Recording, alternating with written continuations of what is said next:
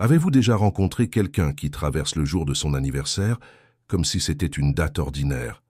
Pas de compte à rebours, pas de bougies, pas de photos à poster, juste un jour de plus à cocher sur le calendrier. Pendant ce temps, d'autres préparent leur fête des semaines à l'avance, décorent la maison, rassemblent leurs proches et annoncent au monde entier que c'est leur jour. Deux êtres humains, même date, mais deux univers intérieurs totalement différents. Alors, qu'est-ce qui les sépare vraiment?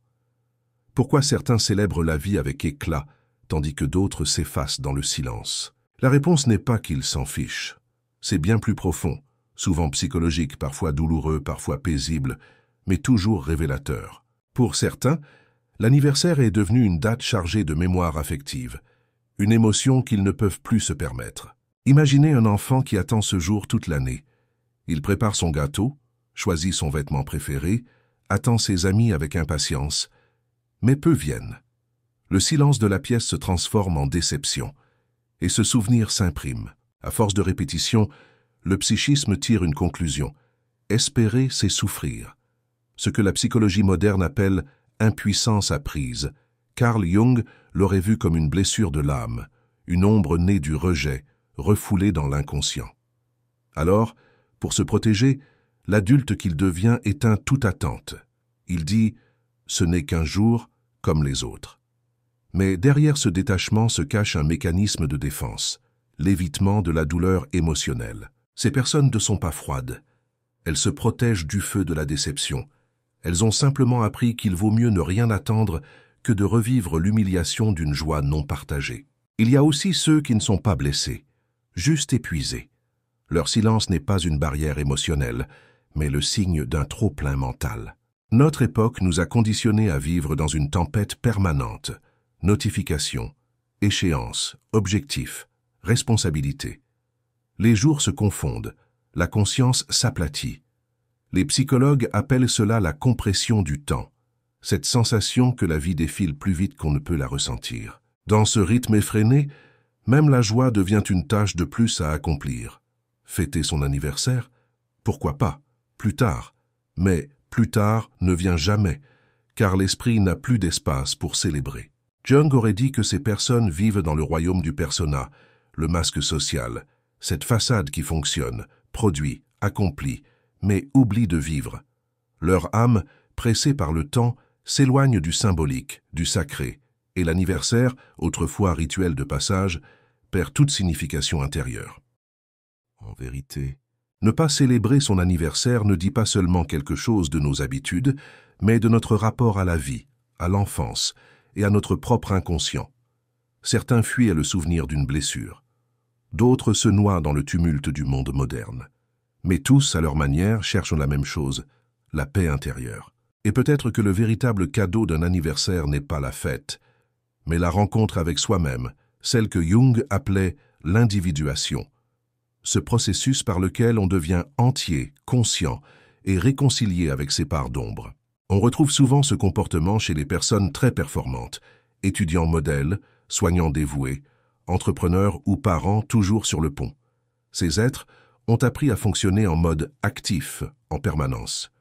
Ils confondent le repos avec la paresse et la détente avec la culpabilité. Pour eux, s'arrêter même un instant éveille une voix intérieure qui murmure « Tu pourrais être en train de faire plus ». Ainsi, ne pas célébrer leur anniversaire n'est pas une négligence. C'est une manière de survivre dans un monde qui valorise la productivité au détriment du ressourcement. Carl Jung aurait vu ici un déséquilibre entre le moi et le soi. Le moi social, ce masque du devoir et de la performance, a pris toute la place, laissant l'âme sans souffle. Et dans ce silence, l'anniversaire cesse d'être une fête. Il devient un jour de simple endurance. Il existe aussi ceux qui ne célèbrent pas parce qu'ils n'en ressentent plus le besoin. Ils savent que c'est leur jour, ressentent de la gratitude, mais ne lient plus leur valeur à la manière dont les autres la reconnaissent.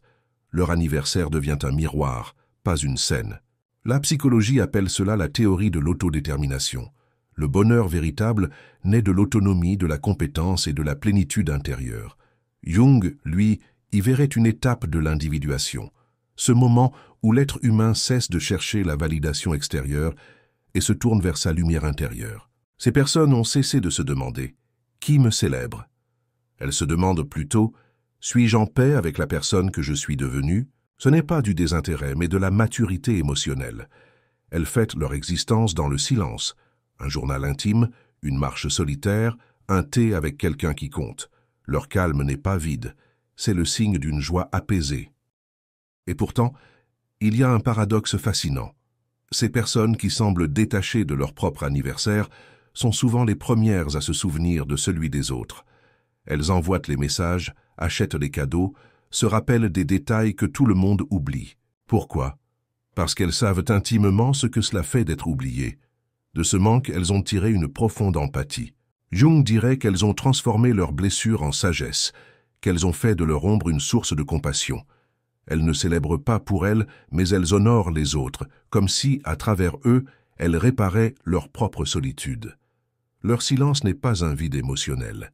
C'est une compréhension silencieuse de la fragilité du lien humain. Enfin, il faut reconnaître le rôle de notre époque. La société moderne, et surtout les réseaux sociaux, a transformé les anniversaires en vitrines. Photos, stories, réactions, commentaires.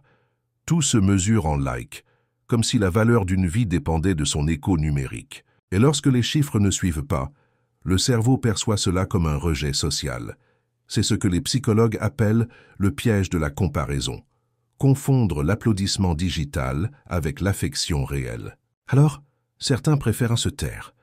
Non pas parce qu'ils détestent leur anniversaire, mais parce qu'ils détestent ce qu'il est devenu, un concours de popularité plutôt qu'un moment sacré. Dans un monde où tout doit être partagé, leur silence devient une forme de résistance, un acte presque spirituel, un retour à l'essentiel, vivre le moment pour soi, sans témoin, sans décor, sans public. Il existe une autre couche, plus subtile, plus universelle, le passage du temps. Chaque anniversaire est un rappel silencieux. Nous vieillissons. Et dans une société obsédée par la jeunesse, la beauté et la réussite, ce rappel devient souvent source d'angoisse. On nous répète qu'à un certain âge, on devrait avoir réussi, avoir trouvé sa place, avoir accompli quelque chose. On nous dit de rester jeune, performant, pertinent.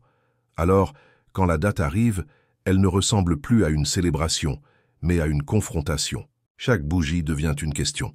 Suis-je là où je pensais être? Ai-je fait assez? Beaucoup préfèrent alors laisser ce jour passer sans bruit, pas parce qu'ils se détestent, mais parce qu'ils sont encore en train d'apprendre à faire la paix avec le temps. Carl Jung écrivait que la seconde moitié de la vie n'a pas le même sens que la première. Elle n'est plus une quête d'ascension, mais une descente consciente vers l'intérieur. Ceux qui craignent leur anniversaire redoutent souvent cette descente. Ils sentent que quelque chose en eux vieillit, meurt peut-être, mais ignorent encore que c'est précisément là que naît la vraie sagesse. Mais si l'on inversait la perspective, et si considérer son anniversaire comme un jour ordinaire n'était pas un signe de tristesse, mais d'évolution. Les personnes qui ne font pas tout un spectacle de leur naissance possèdent souvent quelque chose de rare, une sensation de continuité intérieure. Elles ne réservent pas la gratitude à un seul jour. Elles trouvent des raisons d'être vivantes chaque matin. Leur philosophie est simple. Pourquoi célébrer l'existence une fois l'an quand on peut la vivre chaque jour? Elles n'ont pas rejeté la joie. Elles l'ont intégrée. Ce n'est plus un événement extérieur, mais un état intérieur. Jung aurait vu là une étape avancée du processus d'individuation, lorsque la vie cesse d'être une série de rituels et devient un flux conscient, sacré à chaque instant. Alors, que dit votre propre rapport à votre anniversaire? Si vous aimez les fêtes, les rires, les rassemblements, peut-être que votre âme se nourrit de connexion. Vous rechargez votre énergie à travers les autres, le partage, la reconnaissance. Si au contraire vous préférez la tranquillité, c'est peut-être que vous valorisez l'introspection et l'indépendance. Votre paix naît du silence, pas du bruit. Et si vous ne ressentez rien de particulier, ni joie, ni rejet, il se peut que votre esprit ait été saturé de tant de stimulation, de devoirs, de bruits extérieurs, que vous avez oublié comment vous offrir une pause intérieure. Rien de tout cela n'est faux ni anormal. Chaque attitude raconte une histoire, sur votre rapport au temps, à l'émotion et à votre propre valeur. L'essentiel, c'est la conscience. Car lorsque vous comprenez pourquoi vous réagissez ainsi, ce jour redevient signifiant. Qu'il soit bruyant ou silencieux, collectif ou solitaire, Il retrouve alors son rôle premier, celui d'un miroir de votre âme, l'un des symboles les plus puissants du dialogue entre vous et le temps. Voici ce que beaucoup ignorent. La manière dont vous traitez votre anniversaire reflète souvent la manière dont vous traitez votre propre existence. Courez-vous sans cesse vers le prochain objectif, sans jamais savourer le présent? Mesurez-vous votre bonheur à travers le regard des autres, ou cultivez-vous en silence une paix intérieure que personne ne voit, mais que vous ressentez profondément? L'anniversaire n'est qu'un jour, et pourtant c'est aussi un miroir. Certains y voient leur reflet, une image d'eux-mêmes en devenir. D'autres n'y voient qu'un vide. Et d'autres encore y perçoivent une croissance, une transformation subtile. Ce que vous ressentez ce jour-là en dit souvent plus long sur votre monde intérieur que 1000 mots. C'est une radiographie silencieuse de votre rapport au temps, à la gratitude et à votre propre lumière. Carl Jung aurait dit que tout ce que nous refusons de regarder en nous finit par se manifester dans nos comportements les plus simples, même dans la façon dont nous accueillons notre propre naissance. Alors, la prochaine fois que votre anniversaire approchera, arrêtez-vous un instant. Pas pour publier une photo, pas pour organiser une fête, mais pour vous poser une seule question. Est-ce que je vis d'une manière qui mérite d'être célébrée? Parce que si la réponse est oui, alors chaque lever de soleil devient un cadeau. Chaque sourire, une flamme. Chaque instant, une bougie qu'on peut allumer sans attendre le calendrier. Peut-être, finalement, que ceux qui traversent leur anniversaire dans le calme n'ont rien perdu.